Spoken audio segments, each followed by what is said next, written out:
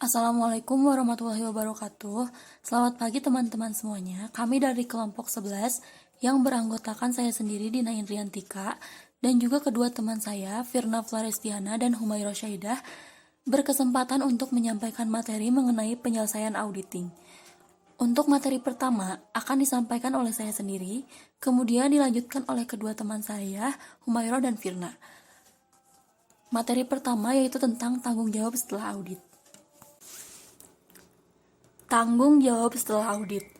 Dalam menyelesaikan audit, auditor seringkali dihadapkan pada kendala waktu, terutama ketika klien meminta dan berusaha mendapatkan tanggal yang cepat untuk melakukan penerbitan laporan audit. Oleh karena itu, auditor harus menggunakan waktu yang tersedia untuk melakukan pertimbangan profesional yang baik dalam menyatakan pendapat yang akan dikeluarkan dalam laporan audit serta menyatakan secara tepat dalam laporan audit.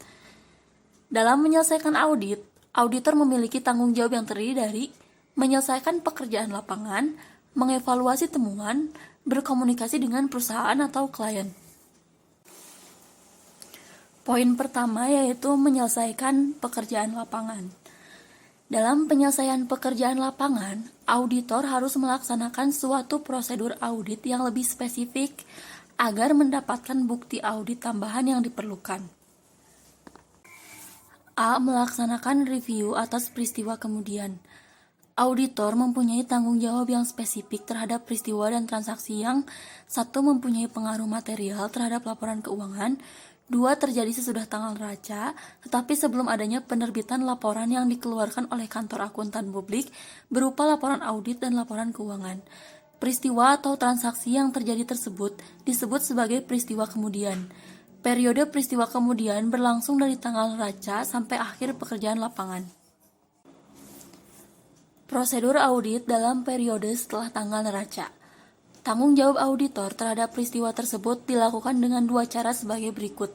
Satu, melakukan pengujian substansif akhir tahun yang dilakukan dengan pengujian pisah batas dan mencari kewajiban yang ternyata belum tercatat. Hal tersebut dilakukan auditor dengan tujuan untuk mewaspadai peristiwa kemudian. 2. Auditor melaksanakan prosedur audit yang telah ditentukan atau melaksanakannya ketika akan mendekati akhir dari pekerjaan lapangan. Selanjutnya, B. Membaca notulen rapat. Membaca notulen rapat, para pemegang saham, dewan komisaris, dan subkomitenya dapat memuat hal-hal yang mempunyai signifikansi audit. Auditor harus meminta keterangan mengenai masalah yang dibicarakan dalam notulen rapat tersebut. Proses meminta keterangan terhadap notulen rapat tersebut harus didokumentasikan dalam kertas kerja oleh auditor. Kemudian, C. Mendapatkan bukti mengenai litigasi klaim dan penilaian. Dalam hal ini, auditor harus mengidentifikasi kontingensi yang terjadi terhadap klien yang diaudit. Kontingensi yang diidentifikasi bisa berupa kontingensi keuntungan ataupun kerugian.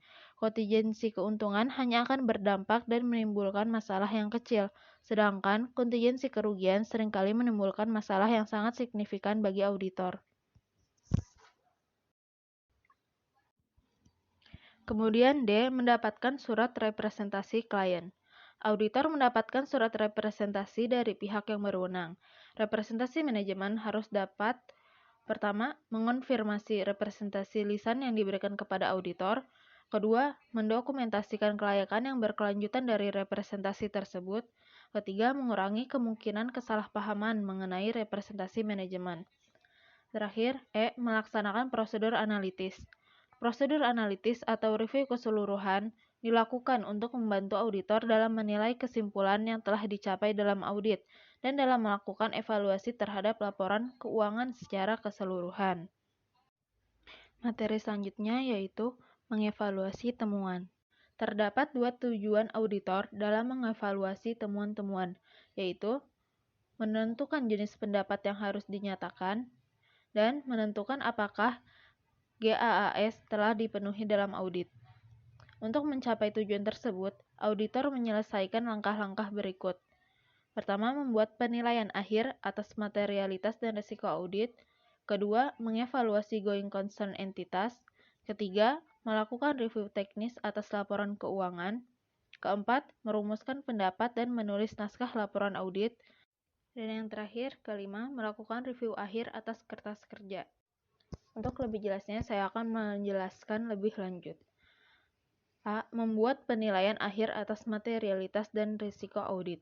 Penentuan auditor atas salah saji tersebut adalah 1. Salah saji yang ternyata belum ada koreksi yang secara spesifik telah diidentifikasi dengan pengujian substantif atas transaksi rincian saldo. 2. Koreksi salah saji yang diestimasi melalui teknik sampling audit.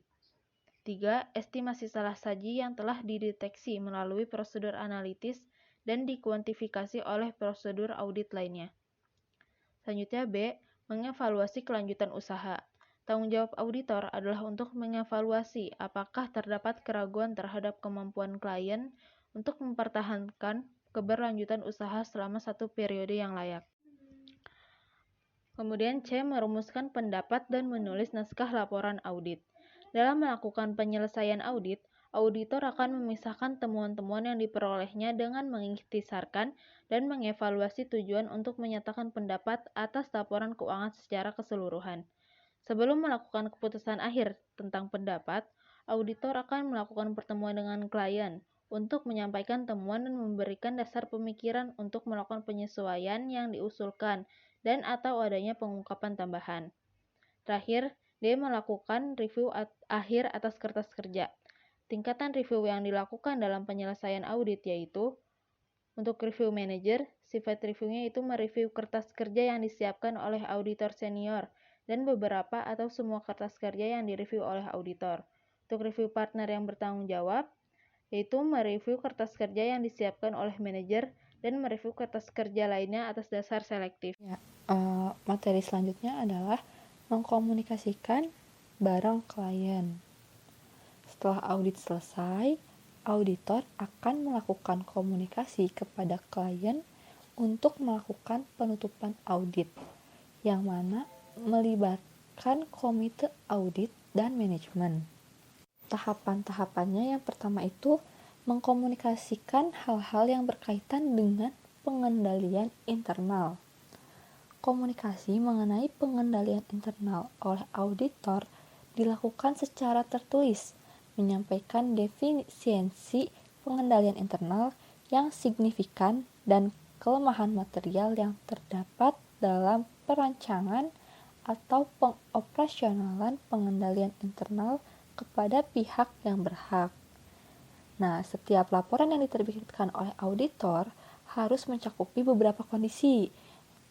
Ya, seperti yang pertama, adanya tujuan audit yang telah ditujukan dengan melaporkan laporan keuangan dan bukan hanya memberikan kepastian tentang pengendalian internal.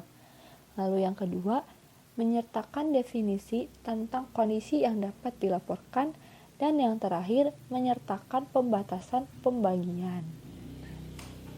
Lalu yang kedua, mengkomunikasikan hal-hal yang berkenaan dengan pelaksanaan audit. Nah, auditor diharuskan menyampaikan hal-hal yang berkenaan dengan audit kepada mereka yang bertanggung jawab dalam mengawasi proses pelaporan keuangan. Pelaporan tersebut dikomunikasikan kepada komite audit. Komunikasi dengan komite audit bisa mencakup hal-hal berikut ini. Nah, yang pertama, tanggung jawab auditor menurut GAAS. Lalu kebijakan akuntansi yang signifikan. Yang ketiga, pertimbangan auditor terhadap mutu prinsip akuntansi suatu entitas. Yang keempat, pertimbangan manajemen dan estimasi akuntansi. Yang kelima, penyesuaian audit yang signifikan. Lalu ketidaksepakatan dengan manajemen. Yang ketujuh, konsultasi dengan akuntan lain. Yang kedelapan, masalah penting yang dibahas dengan manajemen sebelum penarikan diri. Dan yang terakhir, kesulitan yang dihadapi dalam pelaksanaan audit. Ke-9 poin ini harus dikomunikasikan, harus disampaikan oleh auditor kepada pihak-pihak yang bertanggung jawab. Jadi tidak ada yang ditutupi oleh auditor, semuanya jelas, transparan, seperti itu. Lalu yang ketiga, yaitu terakhir ya, yaitu menyiapkan surat manajemen. Dalam menyelesaikan audit, auditor akan mengeluarkan surat manajemen atau manajemen letter untuk memberitahu klien mengenai rekomendasi akuntan publik mengenai perbaikan setiap bisnis klien. Nah, surat manajemen ini berisikan komentar-komentar tentang yang pertama, hal-hal yang berkaitan dengan pengendalian internal yang tidak dipertimbangkan sebagai kondisi yang dapat dilaporkan. Lalu yang kedua, rekomendasi mengenai pengelolaan sumber daya dan jasa bernilai tambah yang tercatat selama audit. Lalu yang terakhir, yang ketiga, hal-hal yang bersangkutan dengan pajak. Nah, 3 hal ini harus terdapat dalam surat manajemen. Karena surat manajemen ini yang nantinya akan disampaikan kepada klien. Jadi klien bisa tahu apa aja yang diauditnya itu. Nah, semuanya ada tercakup dalam surat manajemen ini, seperti itu. Lalu nih, tahap terakhir dalam pengauditan adalah tanggung jawab setelah audit. Setelah tanggal audit diterbitkan, akan terjadi beberapa peristiwa yang harus dipertanggungjawabkan oleh auditor.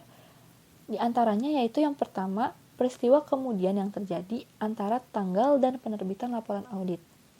Auditor seringkali menggunakan tanggal ganda dalam suatu laporan audit untuk memperluas tanggung jawab auditor secara keseluruhan di luar penyelesaian pekerjaan lapangan.